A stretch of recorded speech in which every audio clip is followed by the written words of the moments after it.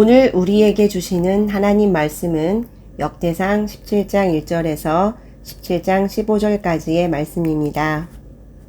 다윗이 그의 궁전에 거주할 때에 다윗이 선지자 나단에게 이르되 나는 백향목 궁에 거주하거늘 여호와의 언약궤는 휘장 아래에 있도다. 나단이 다윗에게 아뢰되 하나님이 왕과 함께 계시니 마음에 있는 바를 모두 행하소서. 그 밤에 하나님의 말씀이 나단에게 임하여 이르시되 가서 내 종 다윗에게 말하기를 여호와의 말씀이 너는 내가 거할 집을 건축하지 말라. 내가 이스라엘을 애굽에서 올라오게 한 날부터 오늘까지 집에 있지 아니하고 오직 이 장막과 저 장막에 있으며 이 성막과 저 성막에 있었나니 이스라엘 무리와 더불어 가는 모든 곳에서 내가 내 백성을 먹이라고 명령한 이스라엘 어느 사사에게 내가 말하기를 너희가 어찌하여 내 백향목 집을 건축하지 아니하였느냐고 말하였느냐 하고 또한 내 종 다윗에게 이처럼 말하라.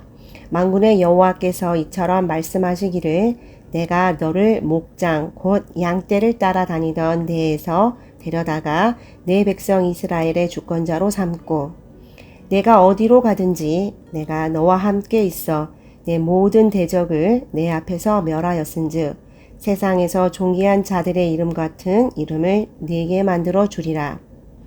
내가 또 내 백성 이스라엘을 위하여 한 곳을 정하여 그들을 심고 그들이 그곳에 거주하면서 다시는 옮겨가지 아니하게 하며 악한 사람들에게 전과 같이 그들을 해치지 못하게 하여 전에 내가 사사에게 명령하여 내 백성 이스라엘을 다스리던 때와 같지 아니하게 하고 또 내 모든 대적으로 내게 복종하게 하리라.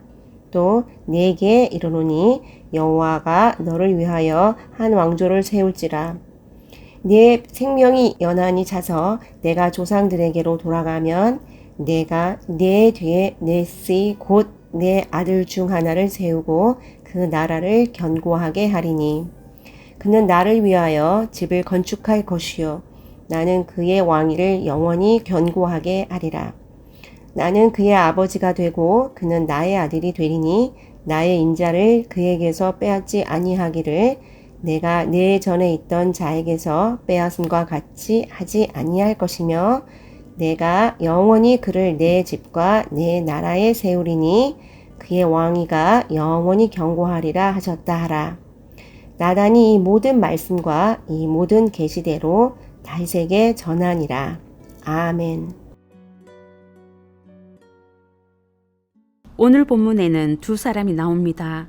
다윗과 나단입니다. 다윗은 경건한 왕입니다. 블레셋이 침략해온 급박한 상황 속에서도 먼저 하나님께 물었습니다.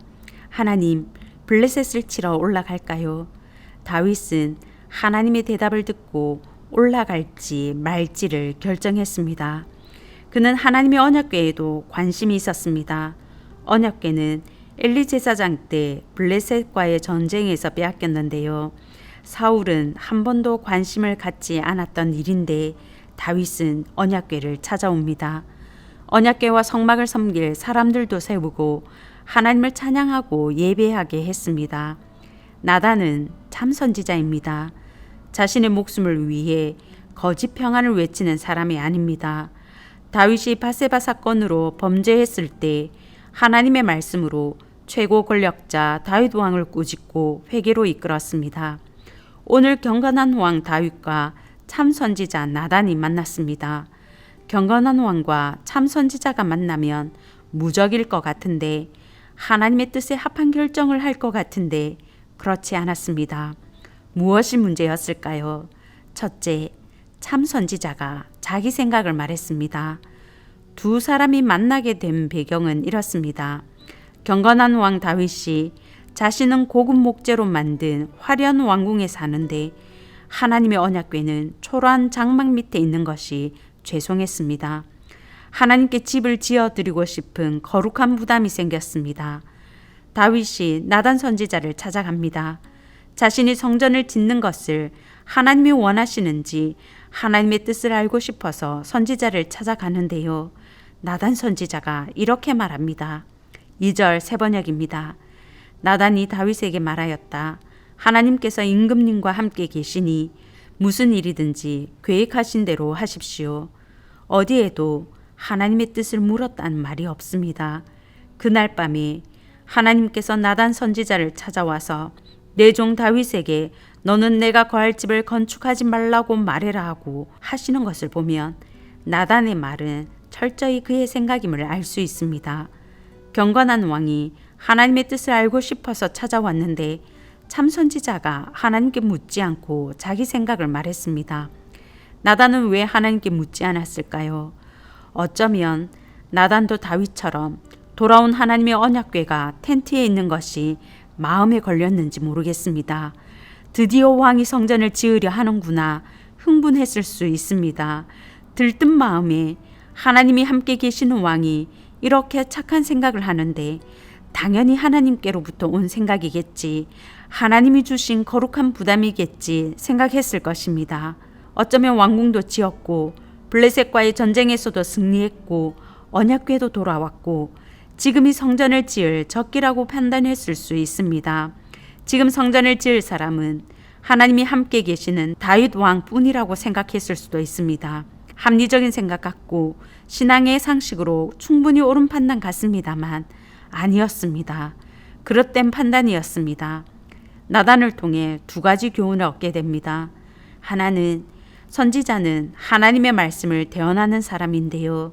나단처럼 참 선지자도 훌륭한 선지자도 하나님의 뜻과 상관없는 사람의 말을 할 수 있다는 것입니다. 분별해야 합니다. 요즘도 소위 기도하는 사람, 성령의 은사가 있는 사람의 말이라면 그대로 받아들이는 분들이 계신 것 같습니다. 참 선지자 나단도 자기 말을 했습니다. 사람의 말일 수 있습니다. 분별해야 합니다. 하나님의 말씀으로 정말 그러한지 분별하시는 성도님들 되시길 바랍니다. 다른 하나는 하나님의 뜻을 묻고 찾는 사람에게 내 경험, 내 신념, 내 말을 하지 않도록 조심해야겠습니다. 하나님의 뜻을 말하기 위해서는 하나님의 깊은 것이라도 다 통달하신 성령의 지혜가 필요합니다. 도저히 측량할 수 없는 하나님의 깊은 뜻을 알고 하나님의 뜻에 반하는 것을 말하지 않기 위해 겸손히 무릎 꿇고 성령님께 지혜를 구하고 하나님의 말씀에 귀 기울이시는 성도님들 되시길 바랍니다. 둘째, 경건한 왕이 거룩한 부담을 자기가 할 일이라고 생각했습니다. 역대상 14장 1절을 보면 두로왕 히람이 보내준 백향목으로 다윗이 궁궐을 짓는데요. 만약 13장에서 언약궤로 옮겨오는 것이 성공했다면 어땠을까요? 다윗은 14장에서 궁궐이 아니라 성전부터 지었을 거라고 누군가는 말합니다. 언약궤로 옮기는 것이 실패했기에 왕궁을 지었다고 말합니다. 역대상 15장 1절입니다. 다윗이 다윗성에서 자기를 위하여 궁전을 세우고 또 하나님의 궤를 둘 곳을 마련하고 그것을 위하여 장막을 치고 다윗은 언약궤를 가지고 오는 일에 진심이었습니다. 언약궤를 옮겨온 뒤에는 하나님의 집을 건축하는 일에 거룩한 부담을 가졌습니다. 다윗이 가진 거룩한 부담에는 몇 가지 문제가 있습니다. 하나의 문제는 다윗이 스스로 가진 거룩한 부담을 사명이라고 착각한 것입니다. 7절에서 14절까지 하나님께서 다윗에게 약속하신 축복을 생각하면 하나님께서 다윗이 가진 거룩한 부담을, 그 마음을 받으셨음을 짐작할 수 있습니다. 하나님이 다윗을 향해 내 종이라고 2번이나 말씀하시는데요. 그의 마음이 하나님 보시기에 기특했던 것 같습니다. 하지만 성전 건축이라는 거룩한 부담은 그의 사명이 아니었습니다. 첫 번째 이유는 하나님이 성전 건축을 위해 택한 사람이 그가 아니기 때문입니다. 11절 12절입니다. 내 아들 중 하나를 세우고 그 나라를 견고하게 하리니 그는 나를 위하여 집을 건축할 것이요. 성전 건축을 위해 하나님이 택하신 사람은 다윗의 아들이었습니다. 솔로몬이었습니다. 두 번째 이유는 지금은 성전 건축할 시기가 아니기 때문입니다. 신명기 12장 10절 11절에서 말하는 성전 건축의 필요 조건은 평안입니다. 역대상 22장 9절 10절은 말합니다. 보라, 한 아들이 내게서 나리니 그는 온순한 사람이라. 내가 그로 주변 모든 대적에게서 평온을 얻게 하리라.